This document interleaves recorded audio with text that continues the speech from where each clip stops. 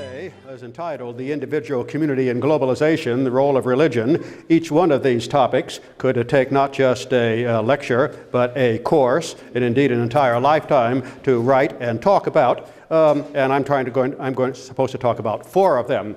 Well, so I'm going to divide it into four parts, but not exactly the four parts in the order that they've been listed. But I will try to sort of touch upon relationships and tensions between the concepts, the individual, community, globalization, and religion. Let me begin in the terms of my first part of my presentation by etching out something that will be extremely familiar to all of you, and that is what might be called the dominant American secular liberal worldview. One might say it's the American worldview, one might say it's a secular, one might say it's the liberal, or it might be some intersection of them all. In any event, it is a worldly view, a non-religious view about the world, and I think this worldview is very dominant in a number of American institutions, not only my own institution, Swarthmore, but more broadly, academia and the media, certainly I think a good part of the Democratic Party, and amongst secular people within the Republican Party, and a good deal of the government bureaucracy, certainly the law schools, as Robert George can testify, since he stands in so many ways alone amongst constitutional lawyers and in holding a different worldview, a Christian or Catholic worldview. Anyway, according to the dominant worldview of our time, at least dominant in the dominant American institutions, the tale of the last century has gone something like this. In the early 20th century, there was a dominant worldview or worldly view or ideology, and that dominant worldview was nationalism. The idea was that the nation was the ideal community. It was, as a scholar of nationalism has recently written, the imagined community. The nation and nationalism was the product, the consequence, and indeed the culmination of the modern age. The French Revolution, the political revolution, the national revolution in France, the industrial revolution in Britain, these French revolutions and British revolutions, if you will, had issued in a whole new kind of society by the beginning of the 20th century, characterized by mass production, later mass consumption, mass education, and mass destruction. And the nation state embodied this new modern era brought about by the two revolutions, the French political, the British industrial, and this seemed to be the idea of nationalism, each nation having its own national identity, seemed to be the ideal ideology of the time. And even America at that time, an emerging great power, shared a good deal of this. At the time, some of those nations, the great powers, were liberal democratic nations. Others were conservative authoritarian nations. Two variations on the nationalist theme. In World War I, the liberal democratic nations defeated the conservative authoritarian ones, that is, the United States, Britain, and France. But where there had been conservative authoritarian nations before World War I, in the aftermath of World War I, the Bolshevik Revolution, the Great Depression, the fascist and Nazi regimes coming to power in Italy and Germany. In the conservative authoritarian countries, there was a more extreme version of a non-liberal ideology. Communism in the Soviet Union, fascism in Italy, Nazism in Germany. Each of these had a different kind of imagined community. For communism, the imagined community was class. For fascism in Italy, it was a hyper version of the earlier nationalism. In Nazism in Germany, it was a still even more hyper version, but ultimately a form of the race, the Aryan race being the imagined community. But in any event, World War II brought about the defeat of fascism, Nazism, and its Asian equivalent, Japanese militarism. Then finally, the Cold War brought about the defeat of communism.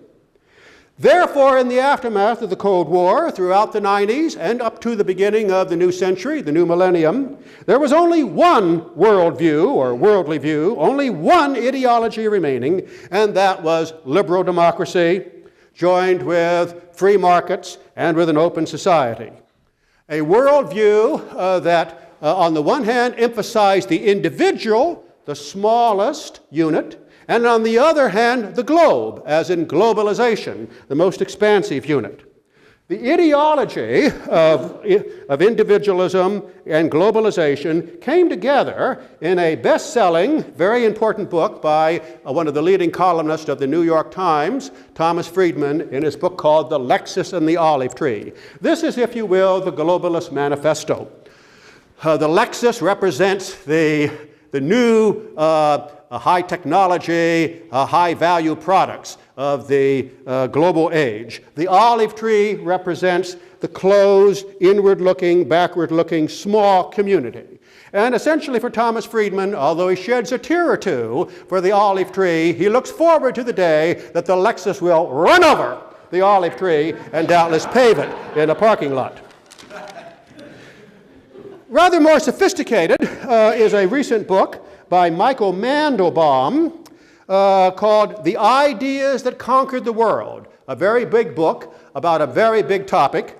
The ideas that conquered the world are best presented, indeed largely invented, by the United States. They are peace, democracy, and free markets, the subtitle.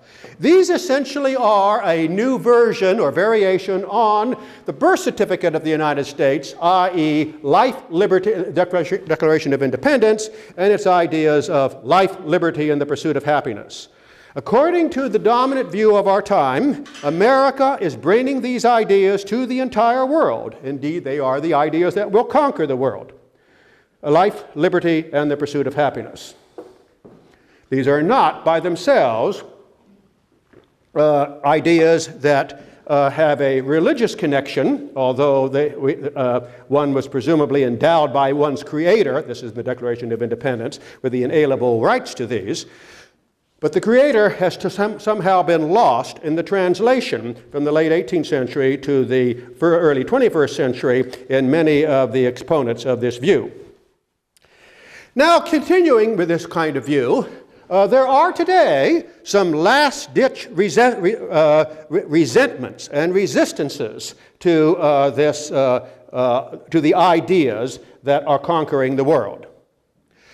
They are the olive trees, and most perniciously, they are the fundamentalist religions, especially Islam, and especially, of course, the terrorists within them. But more broadly, this worldview that I'm articulating, the vision of the dominant institutions of America today, more broadly, they think that perhaps all religions that have any particular fundamental beliefs or absolute beliefs are in part the potential enemy. Now, the United States is now engaged in a war on terrorism, and shortly perhaps will be engaged in a war against Iraq. According to the expositors of the dominant worldview, when those wars have been won, then there will be more peace, democracy, and free markets spread further throughout the world. The defeat of Iraq in particular, by bringing peace, democracy, and free markets to Iraq, will set up a model Arab state that can then become a light unto the nations, the other Arab nations, who in turn will follow in its wake. Perhaps Syria here, perhaps Saudi Arabia there, maybe not an Arab nation, but perhaps Iran there. And so therefore it's only a matter of time until these ideas that conquer the world will in fact have done so. This worldview places a great deal of emphasis on the individual and on the global. Well, these are the central concepts, the central levels at the center of this worldview. It has almost no interest whatever in the idea of community, or in the teachings of the Catholic social encyclicals, subsidiarity. That is, intermediate organizations between the individual and the highest or broadest levels. It doesn't even have much interest in the old imagined community of the nation. That is seen as too retrograde, too backward, too much tied up with the earlier ideologies left behind. And as I've already suggested, it seems to be especially critical of religions that take their fundamental beliefs seriously. Now, are there any problems with this worldview that I'm suggesting is so dominant? Well, of course, from a point of view of those of us who are religious, the mere fact that we are sometimes seen as on the other side, that's a problem for us, no question about it. From the point of view of that worldview, we will eventually disappear. But there are other problems even within the worldview's own context. Certain problems within this secular liberal worldview, certain problems are sufficiently problematic that there's very great difficulty getting consensus with even amongst secular liberals on what is to be done about the problem. Now, the fact that there's difficulty getting a consensus within the secular liberal worldview, that doesn't make it unique. We know that there's difficulty within the Christian worldview getting a consensus on certain issues. The war in Iraq is an obvious example. Secular liberals disagree. Should the United States go to war with Iraq? The enthusiasts think that it will bring these values to Iraq and to the rest of the Middle East. Other people have a different interpretation. It will cause so much resentment and resistance within the Islamic world that the moderate Muslims will join the fundamentalist Muslims. People within the same worldview can have differences of opinion. But of course we know, this may come up in discussion afterwards, that Christians disagree on the war of Iraq too. I think a much more interesting problem of the secular worldview is this. There are certain problems that they cannot answer and that therefore have to be ignored. And this gives rise to a pattern amongst people holding this view when these problems come from the periphery into the center. And then they have to deny the problem even while they have to live with it, and it gives rise to a certain amount of, yes, depression. I've seen this among some of my colleagues in recent months. Let me give some illustrations.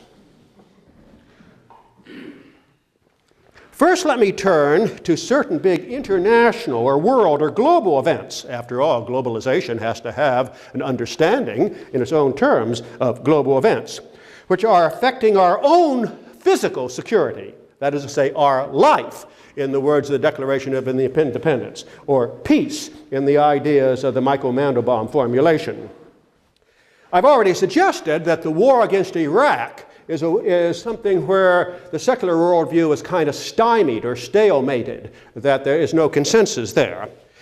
But perhaps more interestingly is the war on terrorism, the whole question of terrorist attacks on the United States.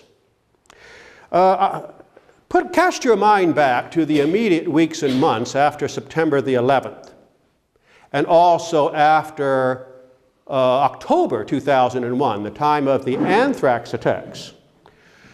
What I found interesting amongst many of my secular liberal colleagues, especially in academia, is that there was a desperate effort to take these moments and compartmentalize them in time and space. In time, to assume that, well, that happened once, but maybe it won't happen again. As it turned out, thus far, they were right. And in space, to assume, well, that did happen in New York, and even in lower Manhattan, and it did happen in Washington, and even in the Pentagon. That won't happen at Swarthmore. It won't happen more broadly in academia. It's something unique, compartmentalized within New York, which is, after all, the world financial capital, and Washington, which is, after all, the world political capital. So there was an effort to compartmentalize that. But as long as there was a pervasive fear that it might happen again, that effort was kind of a rational effort to suppress what was undergoing a psychological fear. And so the compartmentalization then began to give rise to this pattern of denial, and to avert one's eyes from this, and to try to solve other more familiar problems, such as problems of difficulties with the economy, or problems with the United States going to war with Afghanistan, and now Iraq, much more familiar problems that secular liberals could deal with. And it was with great relief, in fact, that when in 2002, that the big issues on the media did become the economic problems in America and the impending war with Iraq. These were old familiar problems people could deal with, and they could no longer had to deal with these problems that they couldn't deal with. But I do remember one colleague of mine when I was talking to her about in the midst of October, and she was saying she was very depressed. And I asked her, well, why are you depressed? And she said, all of this terrorist attacks have essentially shook my faith in the Enlightenment. She had defined her entire self and all our ideas around a kind of secular Enlightenment view, faith in Enlightenment-style reason. And that didn't seem to have any answer to the problems. And she, like a number of my other colleagues, as I say, were depressed in some respect, clinically so.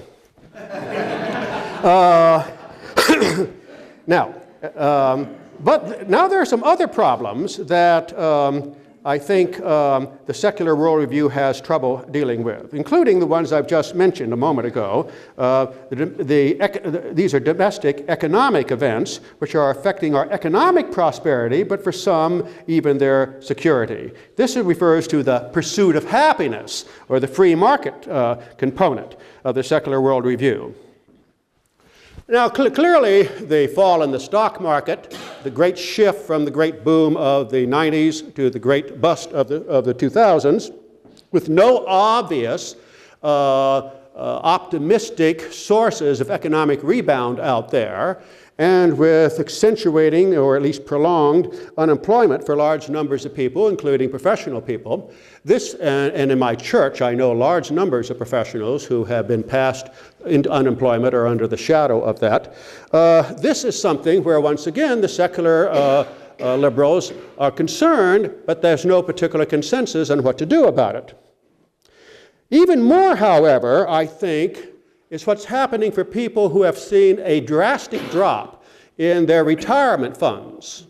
At the same time, there is a very sharp increase in their medical insurance payments. I happen to be the president of the senior ministries of my church, and large numbers of people, not only in my church, but out in the secular world, are being caught in this double bind. Having retired and having anticipated certain returns, those returns have radically diminished.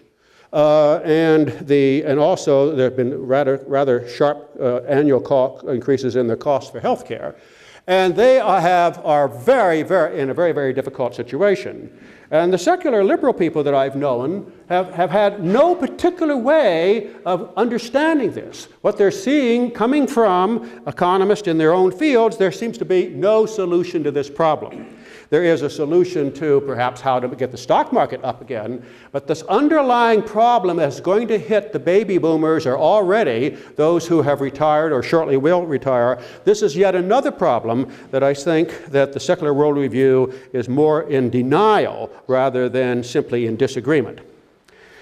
Finally, there's a collection of issues that are extremely important to, I think, those of us in the Christian community, and these are the cultural or social or family issues. And this involves another dimension of the secular worldview, the emphasis on liberty, and especially the extreme of liberty in which one has freedom of choice right to the limit, right to the point of being able to choose abortion, and also, this is coming out over the horizon of the opposite end of the life, the freedom to choose to terminate one's own life with assisted suicide. And in this particular sense, I think the secular liberal worldview, as it focuses on its chief value, a liberty to the extremity of complete freedom of choice, is a real threat to our values at both ends of the life, but also in between, in which the public schools, I think, have become an engine promoting the secular liberal worldview and what John Paul II calls the culture of death. The public schools means that your children are also at risk, a familiar argument. And then in addition, another phenomenon and this is where I think the secular worldview is denying a reality, and this has been remarked in recent years, that in Europe and even in America, secular liberal people, more broadly, secular liberal Europeans, secular liberal Americans, are not reproducing themselves. The reproduction rates of these parts of the population are roughly at the level that only about 1.5 children well, the reproduction rate is about 1.5, where a rate that's required to sustain a population is about 2.1. And this means that the people who adhere to this view, because they have chosen the independence, the individualism, the autonomy, are not literally reproducing themselves. This is a contradiction, but there is a denial of this. Virtually no secular liberal person in America wants to talk about what I've just talked about. It's being talked about by others, normally of a religious or conservative background. So there are a number of serious problems with that worldview, not only for us as religious people, but within the terms of the secular liberals themselves. Now, what are the ways that Christians can relate to this dominant worldview? And relate to the society it is bringing into being, including the problems and the contradictions it's bringing into being, and which it cannot solve. I think there are 4 classical approaches or stances that Christians can take. One I will call Christian activism. Another might be called Christian passivism, which sometimes overlaps with Christian pacifism. A third will be the conception of the Christian society, and the fourth will be the conception of the Christian community. Let me say something about Christian activism. This particular approach, incidentally, these approaches are not mutually exclusive. Different people have different talents, different gifts, and will be drawn to different approaches, but they can all simultaneously be operating within the wider Christian community. Anyway, the Christian activist approach will be familiar enough, and that is the idea that Christians should engage in political movements, political parties, with the hope and expectation that they can bring about changes in a Christian direction within the wider political system. This has a very rich tradition in the Catholic religion. For example, we've had, of course, a long tradition, now more than 100 years, of the social encyclicals, the social teachings of the Church, especially embodied in the papal encyclicals. In our own country, we've had the Catholic bishops draw up a number of pastoral letters, most famously in the early 80s, a pastoral letter on nuclear war, and in the mid-80s, a pastoral letter on the American economy, issues very much involved with life and the pursuit of happiness. In earlier years, especially in Europe, to some extent here, there were organizations such as Catholic Action, in which Catholic laity would carry out Catholic teachings into the political arena. There is a rich Catholic tradition behind this particular approach of Christian activism. There's also a Protestant tradition. Most recently, there was the Christian Coalition working with the Republican Party. And in European countries, there were for many years robust Christian democratic parties that worked closely to bring out this vision. So there's something to be, a great deal to be said for that historically. Is it possible, however, that today, in 2003, there is a problem with that? Can one say, and this might be useful in discussion, that this approach has been very active or effective in recent years? The teachings are very rich. The leadership is there. But is it perhaps that there is not a connection with the laity, both Catholic and Protestant, the laity in the particular churches? That at the level of the local community, that there is not an engagement or involvement. You would be better judged than I how well known, for example, the social encyclicals are to the Catholic laity. And similarly within the Protestant church, what kind of social teachings are known amongst the large numbers of the Protestant laity? But for the most part, this is a perspective that has lost, I think, its mass base And in a society where the decisions are made at the national or the global level, there has to be something of that sort. At the opposite extreme is the Christian passivism, or pietism, which is to withdraw from the political activity, a complete separation of one's life, of one's spiritual life, from one's life in the world. This would, in a way, carry the individualist idea to its logical conclusion, just like the Christian activism carries the national or globalist idea to its conclusion in terms of the arena. But here the appropriate focus would be the individual. And many Christians in practice do, in fact, pursue this. It is important to them that Christ said that his kingdom was not of this world. So we may have something of a gap here that much of the leadership of the churches might be engaged in the Christian activism, but much of the laity of the church in practice engages in a kind of Christian passivism. Are there problems with that? Well, one may not be interested in the world, but regrettably the world is interested in you. The world does come and impinge upon you with the international events, the threatening security, with the economic events affecting prosperity or even security. And there were two historical examples, I think, very important historical examples, where a Christian pacifist or pietist attitude gave rise to some very serious consequences. One was in the United States in the 1930s, in the Depression. The Depression was the longest and deepest and greatest depression in American history, and for people who lived through it, it was the most traumatic event, even more than World War II. And if we were to ask, where were the Christian churches when this particular challenge came upon the nation and to the churches?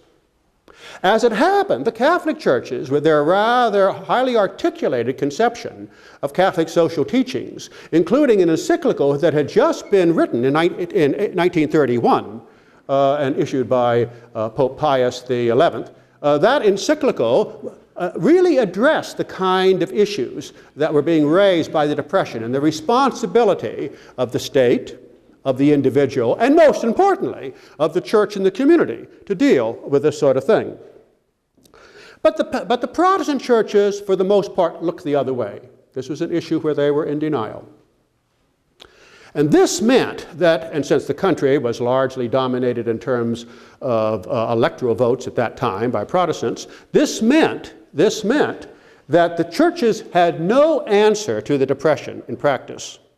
And thus it was that a very different conception, a secular liberal conception, in this case the New Deal, came in. And it turned out they offered a solution. And to some extent they provided one. The irony was that many of the elements of the earlier New Deal were drawn from Catholic social teachings. They didn't give credit to that. It was essentially taking Catholic social teachings and then taking away the religious or theological grounding, but the actual practical conception of the various elements of the society working closely together for a kind of common good, and the idea that there should be a kind of a full or guaranteed or expected employment for everyone who was willing and able to do so. This was, and the idea that families should be kept together with a variety of measures. All of this was part of the original New Deal. But what got the credit for for solving the problem of the Depression, actually what really got the credit was the Second World War, but what got the credit eventually, and the New Deal was given some credit of having eventually developed the ideas that could solve the problem of depression. And that gave the secular liberal worldview a tremendous legitimacy and authority with which to establish an immense bureaucracy and authority over lots of local, i.e. subsidiarity, state and community bureaucracies, including eventually public schools. So that was a serious misstep. Let me turn to a third alternative, which is the idea of the Christian society. Here the idea is that the church is a society within a secular or even pagan state. That within a particular secular society, there will, or state, and its overall society, there will be the Christian society, almost a total society with an array of faith-based institutions that essentially provide opportunities and support for members of the Christian society from womb to tomb, from schools through universities, employment, professions, hospitals, retirement communities. The church is seen as the people of God, drawn out of the society, in the society, but not of it, as having within the secular society a counter vision, a counter practice, which in the end will appear more attractive than the secular one. This draws a sharp division between the Christian society and the wider pagan one. A sharp division in keeping with the idea of rendering unto Caesar what is Caesar and unto God what is God's. Now, as it happens, of course, for most of American history, Catholics did have this rich array of institutions from womb to tomb that provided for Catholic needs within a Catholic theological framework, a community of faith, but also a practice. Protestants have had less of that. In our state, the most obvious example are the Amish. But more broadly, de facto, although they would never say this, in southern states, Southern Baptists often so dominated a community that the institutions were shaped and permeated by a Southern Baptist conception.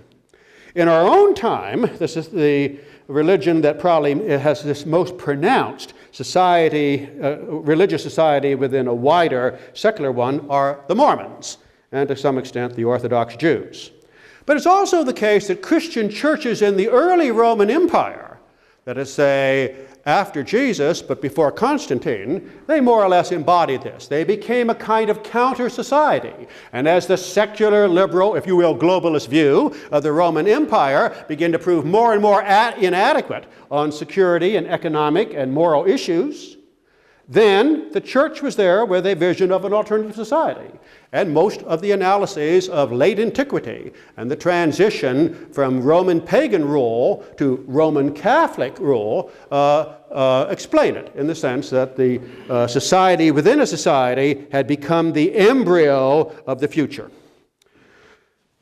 Now, there are many strengths with this, but there are also serious problems in our own time.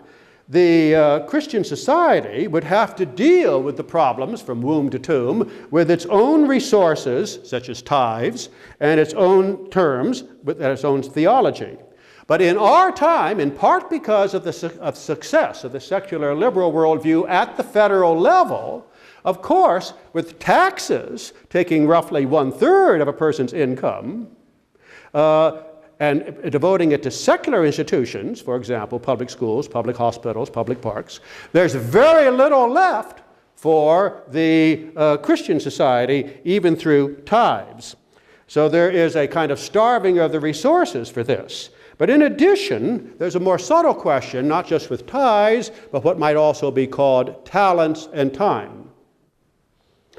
If we look at a number of the religious institutions, and I'm thinking here of universities, that have some Christian definition, be it a Catholic school or a Protestant school, if one then asks about the faculties in those schools, what do they see as their referent group? Who, in terms of their talents, their professional identity, whose approval do they want to have?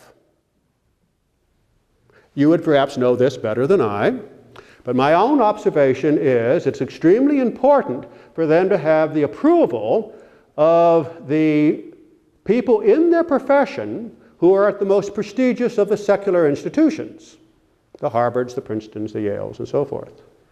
And therefore, again and again, they make decisions in regard to their talents that ultimately serve the secular world rather than the Catholic one. And then in regard to time, here again, We can look around us, we can look into ourselves. We all know that people seem to be working more hours than they used to. But what about leisure? The times when they have time other than what they have to do to work. When they have to make a choice, will they serve their Christian society and the institutions within it, or will they serve something else? And it seems to me that the question is that many of us do make a choice to serve something else, such as the soccer leagues or something of that sort.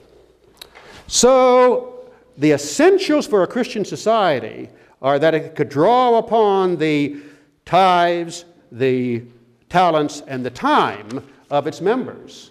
But all of these are drained by the secular world in one or another ways.